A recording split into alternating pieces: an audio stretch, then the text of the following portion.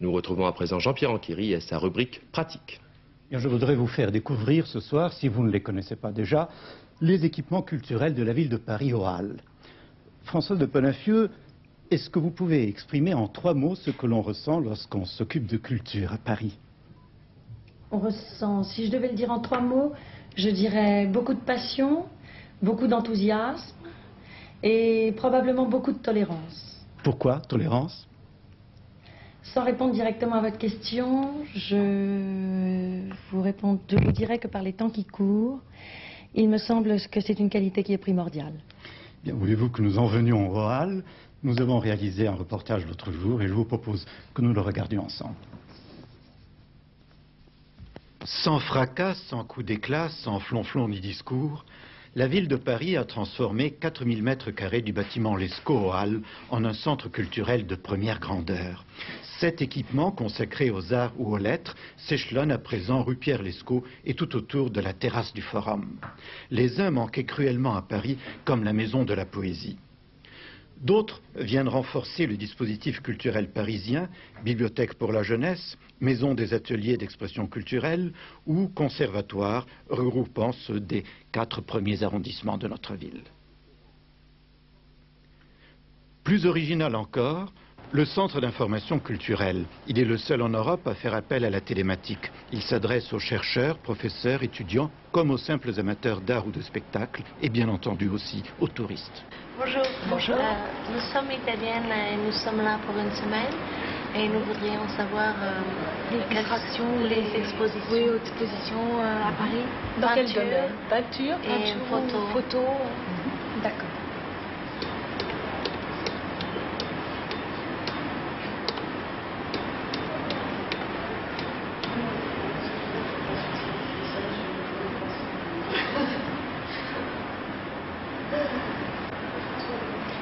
Vous avez toute la liste des expositions.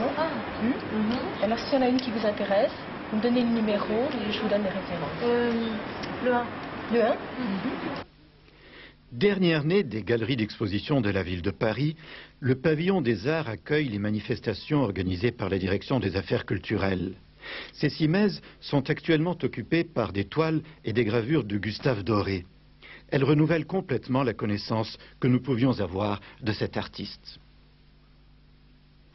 Il est un jardin de mémoire, éteint de toute rumeur, même du doux travail des ruches. Quant à la Maison de la Poésie, lieu d'accueil et de rencontre, les poètes viennent eux-mêmes y dire leurs vers. Elle rend actuellement un hommage à Norge. Complétée par une bibliothèque spécialisée, elle est vouée à la création et à la diffusion des œuvres poétiques contemporaines. Alors, François de Penafieux, comment s'intègrent ces équipements des Halles dans la politique générale, la politique culturelle de Paris?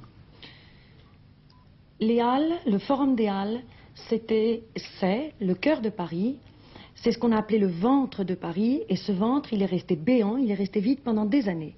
Et lorsqu'en 1977, le maire est arrivé à l'hôtel de ville, il a décidé de faire de ce ventre vide le cœur culturel de Paris. Il faut rappeler que les pavillons Baltard avaient déjà disparu. Les pavillons avaient disparu et la place était donc vide, c'était béant, c'était un trou. Ce cœur culturel, il répond à 2 objectifs principaux. Tout d'abord, être au service des Parisiens, en leur fournissant une sorte d'SVP Culture, qui est la maison de l'information culturelle, et où en 30 secondes, grâce aux ordinateurs, vous pouvez avoir une réponse à tout ce qui se passe en matière culturelle à Paris. Et puis, il y avait également les artistes qui demandaient à être logés dans des maisons et dans des lieux qui leur étaient propres. C'est la Maison de la Poésie. Et la Galerie des Arts. Et la Galerie des Arts. Pour revenir donc à SVP Culture et à la Maison de l'Information Culturelle qui se trouve rue Pierre-Lescaut, c'est le premier équipement qui existe de ce genre, non seulement en France, mais en Europe. Grâce à l'ordinateur, en 30 secondes, vous avez la réponse à 3 questions, où, quand et comment. Où puis-je voir telle pièce de théâtre? Quand Puis-je aller écouter tel concert? Comment réserver mes places? Quel est le prix de ces places? Bref, toutes questions que vous comme moi, nous nous sommes posées dès lors que nous voulions avoir une activité culturelle autre que le cinéma. Mais dites-moi, la culture, ça coûte très cher. Est-ce que vous avez les moyens de votre politique? Bien sûr, sinon nous ne la ferions pas d'abord. Et puis, la cherté de la culture, je dirais, c'est vrai que la culture est chère, c'est vrai aussi que le rôle de la municipalité et du maire de Paris, c'est de mettre à la portée des Parisiens toute forme culturelle de la capitale.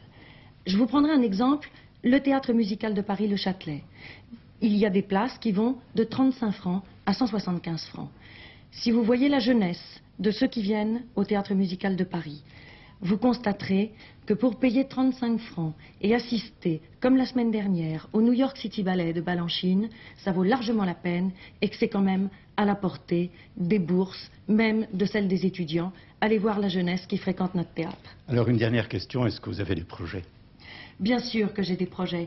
Nous avons des projets toujours pour favoriser également les artistes et leur meilleur rayonnement dans la capitale. C'était la Maison de la Poésie que nous avons vue tout à l'heure. La poésie, c'était la mal-aimée. C'était la mal-aimée de la littérature. Elle n'avait même pas un toit d'où rayonner. C'est maintenant chose faite.